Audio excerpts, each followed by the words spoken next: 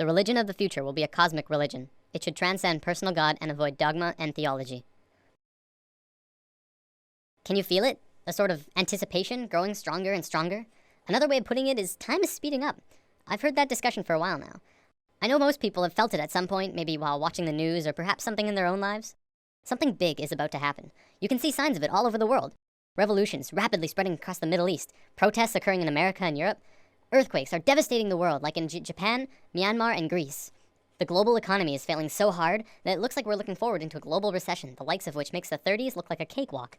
Not to mention that if global warming doesn't put our planet into an ice age, we're going to kill ourselves from overpopulation for sure. And using the rate of doubling, we definitely don't have the resources to survive the way we are for maybe a little over 10 years. Yet, despite all of these things, we're about to learn something amazing. It's something that will transform the Earth into something completely different, something incredible and beautiful. Many people across the globe have learned about this, and they've applied it to themselves and witnessed marvelous changes. Others have dedicated their lives to talking about it, to teaching it. I'm someone who's still exploring it, and I want more people to talk about it with.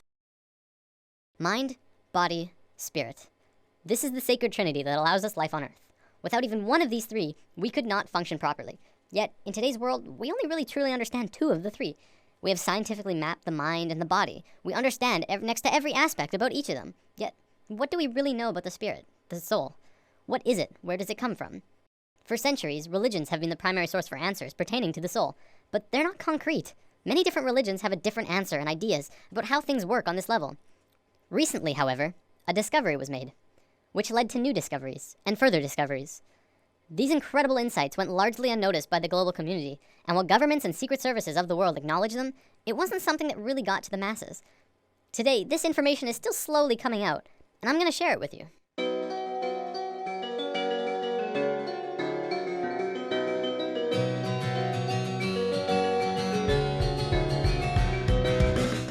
In the world of science, what do we really know about thoughts? We know we can measure them. By hooking up scanners, you can measure the frequency that are emitted when you think them. They're measurable, yet there isn't anywhere specific in the brain that holds them. Is it possible that you create your thoughts outside your mind? Maybe not. But is it possible that you create your thoughts into the external world from your mind? This is what we're going to talk about today. Have you ever had a moment where you knew exactly what someone else was going to say, about 2 or 3 seconds before they even started talking? Do you have a shared connection between a loved one or a pet, where you can always tell exactly how the other is feeling, or what they're thinking of, even if they're not really around? Have you ever met someone that you really got bad vibes from, and your intuition turned out right? We've all had experiences like these, at least a few times, some many more than others. There are even a few people who can kind of tap into this experience quite easily. I believe one of the terms for it is psychic. Let's say for the sake of discussion that when you think of something, anything, it appears right in front of you. No, not physically, but let's say it appears in a different realm that's in and around all of us. We'll just assume for now that it's not something that we're consciously aware of, and it's something that we're going to discuss later on. For now, let's just call it the thought realm. When you're doing something, you start by thinking about it. Whether you're building a pool in your backyard or making a sandwich, you have to have thought of it first. Even the subconscious thoughts for things like walking and breathing. This shouldn't be anything new to us. We think of things before we do them, even if it's a split second before them. This is just how we function, and our physical actions match the thoughts that we've created. You might say that you move through your thoughts, turning non-physical ideas into physical actions. When an inventor gets an idea, this idea can quickly spread throughout all of his colleagues and friends. Ideas and thoughts are spreadable. Multiple people can hold on to the same idea at once, allowing them to grow and develop further. In this scenario, don't think of thoughts as separate, but as a whole that everyone is latching onto. Of course, because we can't physically see this realm of thoughts, we can't tell exactly what the original idea was, only the interpretation that they describe using functions like speech and body language, as well as our own intuition, which is how thoughts connect to each other. Because of this, we add a bit of our own creation to the mix, our own spice, while still working towards the same common goal. A social gathering is another good example of this at work too. People gathering together because they share the same ideas, thoughts, and emotions as the rest of the people there. An example could be a college course on architecture. People interested in architecture would attend the course because they share the same interests mentally. This shouldn't be anything mind-blowing. It's our day-to-day lives, just from a different perspective. Even if you're using something that someone else made, you're still creating this experience for yourself. You manifested that iPad or house or whatever into your experiences. So with thoughts connecting with other thoughts comes our first big realization. This new understanding of how intertwined we truly are. We are not only connected in the physical realm, but in a mental and spiritual way as well. Up until recently, humankind has always understood simply that they were connected only through their physical being. We assumed that the conscious experience, as well as all of the thinking, was totally 100% isolated from the rest of everyone else. The fact is, we're not. We are so connected with each other, it's almost impossible to believe. Think about almost every creature on Earth. What do we really know about the bond that connects them? Geese are able to travel long distances, switching who flies in front like clockwork. Many fish swim in large schools, and we know that they don't have a form of verbal communication. Our pets are able to communicate with each other without speaking, yet it's like they know what each other are feeling and connect in a very amazing personal way. Almost every observable creature on Earth has this connection with at least their own species, if not others. We as humans are the next step in life, but that doesn't mean we don't have this connection. What's to say we're not also connected to each other in this way? We've been out of touch with ourselves for an incredibly long time now, and we are growing increasingly disharmonic. Now, thoughts being created are just the tip of the iceberg. The real interesting part comes when you look at emotions. Emotions are much more powerful than thoughts. Emotions pull on you, they control your actions, they guide you throughout your life. It's not your thoughts that control where you sit in a class or on a bus, but it's if you like that girl or you think that guy smells. When a couple is together, it's their emotions that keep them tethered. Same with if they're fighting, it's their emotions that break them apart. You watch TV shows that you enjoy. You hang out with friends because you have emotional bonds with them. Now, this applies on a smaller scale too. Do you ever have a morning where you wake up grumpy and stub your toe and think, oh, this is just gonna be one of those days, and find that the entire day afterwards just goes terrible and just everything goes wrong? What about the days when you wake up excited and happy and ready to go? Your whole day is just excellent in all of the right ways. Even if something bad does happen, you're less affected by it because you're in such a good place emotionally. The reason these differences in how your day goes is because of your emotional state. People like to think the world will go on exactly the same without you, but it really won't. People interact differently with other people, and everyone would have a completely different experience if you were not there. Imagine this scenario. There's a bully in a playground who's looking for someone to beat on. There's kids playing sports, kids skipping rope, kids on the swings, and then off to the side there's one boy sitting in the grass watching the rest of everyone play. He doesn't feel like anyone else will want to play with him, so he sits apart from the group. The bully instantly knows where to go, and the circle of hurting begins. See, it's through the feeling of being vulnerable that you become vulnerable in the physical. If the boy had walked outside for recess and told himself, I can fit in, he would probably be playing sports right now.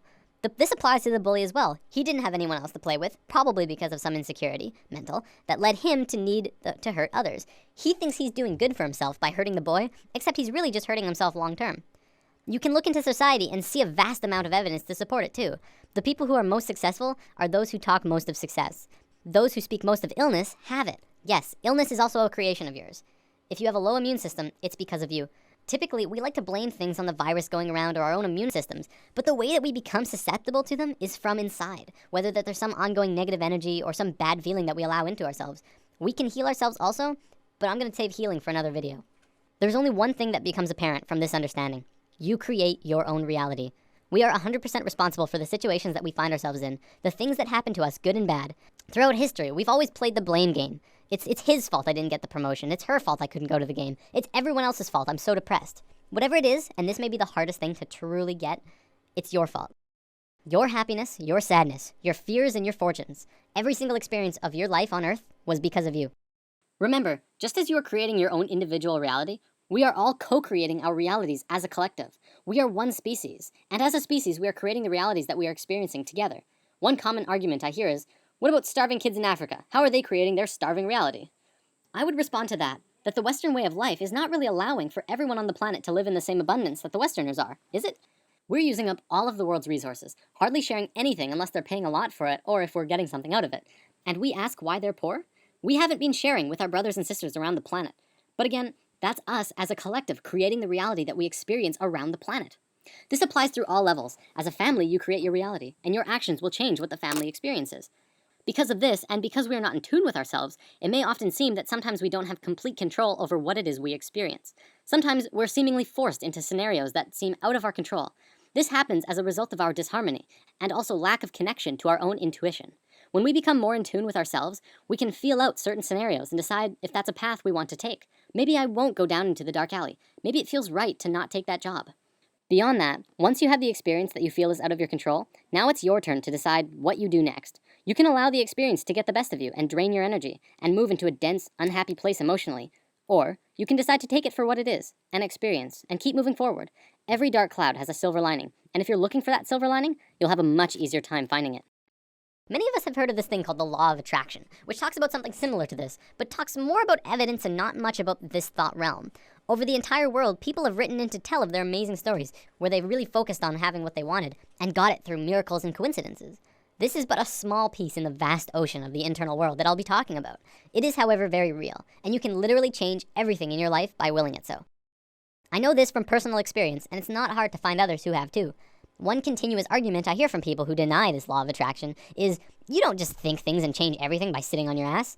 To which I reply, exactly. You never stop moving. Just change your mindset and continue on with your life. Create your emotions in your mind, then move into them physically. Don't let your emotions control you. Pull your thoughts into the physical realm. What can you do to change things? Well, just be good to yourself. Fill yourself up with the emotion of love and happiness as you go about your day. Treat yourself and try to change your perception of your life from what others think is best for you to what you think is best for you. Take a few minutes to sit down and actually just ask yourself, what do you really want? Of course, at first a lot of people might first think of money, wealth, fame, and luxury. And hey, those things are pretty nice. But will they buy you happiness? I guess that depends on you. I found in my experiences that beyond all of those things, what people really want is to be accepted, appreciated, and loved. By giving that to others, you will in turn get that back, and the bond that connects you to everyone around you will strengthen so much further. I want to bring up one more thing before I run out of time. There was a scientist in Japan a few years back who made an incredible discovery, but one that also went largely unnoticed or recognized by the global scientific community. Dr. Masaru Emoto discovered that by putting words on a side of a glass of water and freezing the water, you could change how the water would freeze into crystals. On a jar that said, I love you, this is how the water crystal froze. On a jar that said, you make me sick, I want to kill you, it froze like this. If thoughts can do that to water, just imagine what thoughts can do to us. Well, looks like I'm about out of time for today. Before I go, I want to leave you with words to sit on. For anyone who is looking for direction right now. You can have, do, or be anything you want. Namaste. Thanks for listening. There's nothing you can do that can't be done. Nothing you can sing that can't be sung. Nothing you can say, but you can learn how to play the game.